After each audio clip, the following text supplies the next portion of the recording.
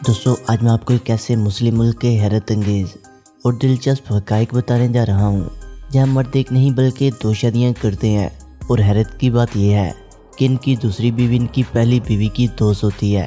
عجیب بات یہ ہے کہ اس ملک کے مرد دیکھنے میں تو ادرک کی طرح لگتے ہیں، لیکن یہاں کی خواتین کا شمار دنیا کی خوبصورت ترین خواتین میں ہوتا ہے۔ دوستو حیران کن طور پر اس ملک میں زیادہ سے زیادہ صرف 2 دفعہ بارش ہوتی ہے، جبکہ یہاں پر پینے کا پانی پیٹرول سے کئی گنا زیادہ مہنگا ہے۔ دوستو یہ ملک کوئی اور نہیں بلکہ کویت ہے۔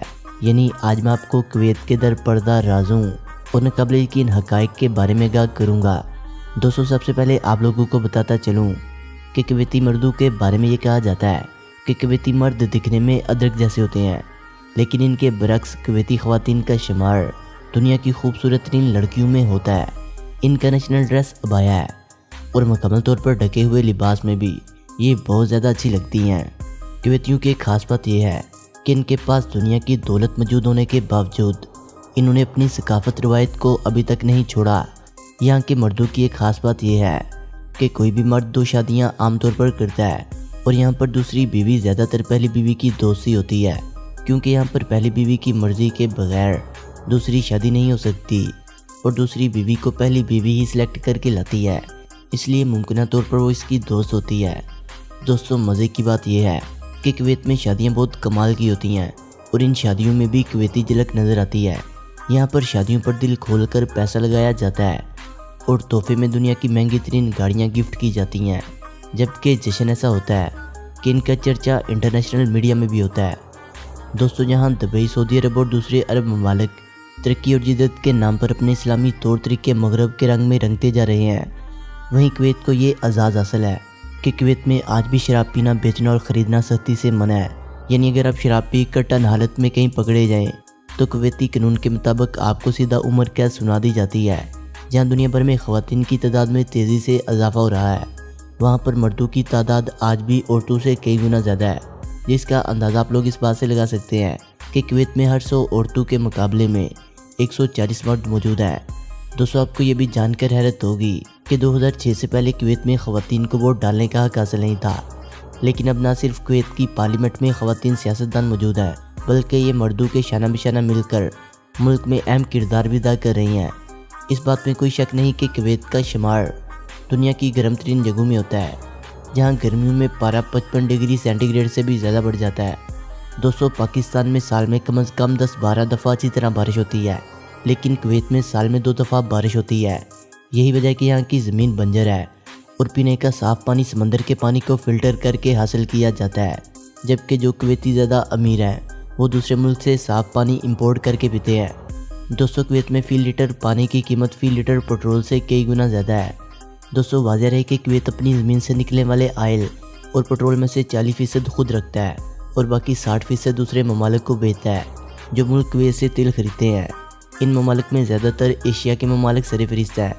آپ لوگوں کو یہ جان کر حیرت ہوگی کہ کویت میں تیل نکالنے کا کام دنیا میں سب سے سستا ہے، جس کی سب سے بڑی وجہ یہ ہے کہ کویت میں تیل نکالنے کے لیے زیادہ گہرا کنواں کھودنا نہیں پڑتا، کیونکہ تیل سطح زمین کے بالکل ہی قریب موجود ہوتا ہے۔ دوستو کویتی لوگوں کے شوق کی بات کی جائے تو کویتی لوگ باز پالنے کے بے حد شوقین ہوتے ہیں۔ باز پالنا، شکار کرنے کے لیے تربیت دینا اور اس کے ذریعے پیسہ کمانا، یہ سب پچھلے ہزاروں سال سے کویتی لوگوں کی ثقافت کا حصہ رہا ہے۔ دوستو یہی وجہ ہے کہ ان کی کرنسی پر بھی باز کی تصویر بنی ہوئی ہے، جبکہ کویت میں آپ کو ہر جگہ پر باز پرندہ دیکھنے کو مل جائے گا۔ دوستو 2013 میں ساری دنیا اس وقت حیران رہ گئی جب ایک بہت نایاب نسل کے باز کی بولی لگی، کیونکہ کویتی بزنس مین نے اسے 2,09,000 دینار میں خریدا، جو پاکستانی کرنسی میں 11 کروڑ روپے سے بھی زیادہ کی رقم بنتی ہے۔ اس کے علاوہ اس کویتی شخص کی یہ تصویر سوشل میڈیا پر بہت زیادہ وائرل ہوئی، جسے ایئر لائن کمپنی نے اپنے باز کے لیے بھی ایک الگ سیٹ بک کرنے پر مجبور کیا۔ اس کا بدلہ اس نے کچھ اس طرح لیا کہ یہ شخص اگلی بار اپنے ساتھ اپنے سارے باز لے آیا اور ان سب کے لیے فرسٹ کلاس کی سیٹ بک کروائی۔ یقیناً آپ لوگوں کو یہ جان کر جھٹکا لگا ہوگا کہ باز کو رکھنے کے لیے آپ کو گورنمنٹ سے لائسنس لینا پڑتا ہے، جو کہ سالانہ $10,000 پڑتا ہے، یعنی کہ پاکستانی 16 لاکھ روپے کا لائسنس بکتا ہے۔ دوستو کویت مغربی ایشیا کا ایک امیر عرب ملک ہے۔ آپ یہ تو جانتے ہی ہوں گے کہ کویتی دینار دنیا کی سب سے مضبوط ترین کرنسی ہے، لیکن آپ یہ نہیں جانتے ہوں گے کہ کویت کی ٹوٹل آبادی صرف 45 لاکھ ہے، جبکہ صرف 45 لاکھ آبادی میں سے کویتی لوگ صرف 13.5 لاکھ ہیں، جبکہ باقی 32 لاکھ غیر ملکی ہیں جو روزگار کی تلاش میں کویت میں ورکر ویزا پر رہ رہے ہیں۔ دوستو، آپ لوگ یہ سن کر چونک جائیں گے کہ کویتی بہت زیادہ امیر ہوتے ہیں، لیکن یہ کتنے امیر ہوتے ہیں اس بات کا اندازہ آپ اس بات سے لگا سکتے ہیں کہ اس پورے ملک میں صرف ایک یونیورسٹی موجود ہے، کیونکہ اسکول کالج سے فری ہونے کے بعد ان کے بچے سیدھا فرانس اور برطانیہ کی یونیورسٹی میں پڑھنے کے لیے چلے جاتے ہیں۔ اس لیے کویت نے گوارا ہی نہیں کیا کہ ان کے ملک میں یونیورسٹیاں قائم کی جائیں۔ دوستو، آپ لوگ یہ جان کر حیران ہوں گے کہ کویت دنیا کا وہ واحد ملک ہے جہاں پر کوئی ٹرین نہیں چلتی، کیونکہ یہ بہت زیادہ چھوٹا ہے۔ دوسرا، کویتی بہت زیادہ امیر ہے۔ کویت میں پیٹرول انتہائی سستا ہے، یہی وجہ ہے کہ یہاں دنیا کی مہنگی ترین گاڑیاں دوڑتی ہوئی نظر آتی ہیں۔ اس کے علاوہ کویت کی سب سے اونچی عمارت الحمرا ٹاور ہے، جس پر 2005 میں کام شروع ہوا اور 2011 میں ختم ہوا۔ یہ عمارت 83 منزلہ ہے اور 1308 فٹ اونچی ہے۔ یہ دنیا کی 32ویں سب سے اونچی عمارت ہے اور اس کو بنانے میں $500 ملین لاگت آئی، جو پاکستانی کرنسی کے حساب سے 8000 کروڑ روپے سے بھی زیادہ بنتی ہے۔ دوستو، ایک اور بات میں آپ لوگوں کو بتاتا چلوں کہ کویت اپنی تاریخ میں اونٹ کی ریسوں کی وجہ سے بہت بدنام رہا ہے۔ آج سے زیادہ وقت پہلے کی بات نہیں، جب اونٹ کی ریس میں چھوٹے بچوں کو بھی استعمال کیا جاتا تھا۔ بچے کا وزن زیادہ نہ ہونے کی وجہ سے اونٹ کو تیز بھاگنے کا موقع مل جاتا تھا، لیکن اس ریس کا بڑا نقصان یہ تھا کہ ریس میں بچے اونٹ سے گر کر مر جاتے تھے۔ آج کی گورنمنٹ نے اس ریس کو ریگولیٹ کر کے لیگل کر دیا۔ اب اونٹ پر بچے نہیں بلکہ جدید روبوٹ بٹھائے جاتے ہیں۔ اس کے علاوہ کویت کتنا پرانا ہے یہ تو کوئی نہیں جانتا، لیکن کتابوں میں اس کا ذکر 5000 قبل مسیح میں ملتا ہے۔ اپنے گرم موسم اور بنجر زمین کی وجہ سے کویت میں کبھی بھی کسی نے اپنا گھر نہیں بنایا، بلکہ 18ویں صدی تک خانہ بدوش لوگ یہاں سے گزرتے ہوئے کچھ دنوں کے لیے یہاں پر پڑاؤ ڈالتے تھے، اور پھر یہ خانہ بدوش عرب باشندوں سے آگے چل کر آج کی کویتی نسل بنی۔ تاریخ اٹھا کر دیکھے تو پتہ چلتا ہے کہ 1990 میں کویت کو ترکی کی طرف سے جب خطرہ محسوس ہوا تو کویت کے لیڈر مبارک الصبان نے برطانوی گورنمنٹ سے مدد لیتے ہوئے ایک معاہدہ کیا تھا۔ اس کے بعد 1934 میں پہلی بار کویت میں تیل کے ذخائر دریافت ہوئے اور 1946 کو کویت نے پہلی بار دوسرے ملکوں کو تیل بیچنا شروع کیا۔ تیل کے ذخائر آج بھی دنیا میں چھٹے بڑے ذخائر مانے جاتے ہیں، جبکہ 1986 سے 1992 تک کا عرصہ کویت کی تاریخ کا سنہرا دور مانا جاتا ہے، کیونکہ اس دوران کویت نے دن دگنی اور رات چگنی ترقی کی۔